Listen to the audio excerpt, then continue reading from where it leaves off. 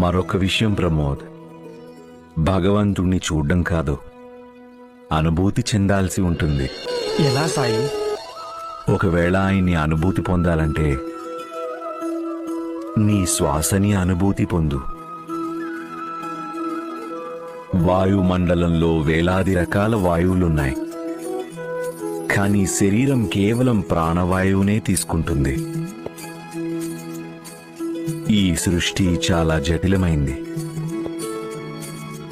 దీన్ని సూక్ష్మ దృష్టిలో చూశామంటే తెలుసుకుంటాం. విలక్షణాలతో కూడిన ఈ ప్రపంచంలో సమస్తము చక్కగా సజావుగా సాగుతుంది.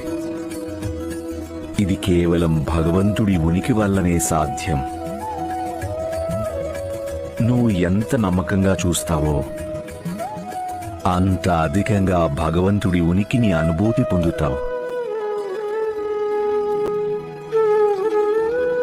భగవంతుడు ఒక శక్తి స్వరూపం. అది భక్తి విశ్వాసాలతోనే పొందగలుగుతాం.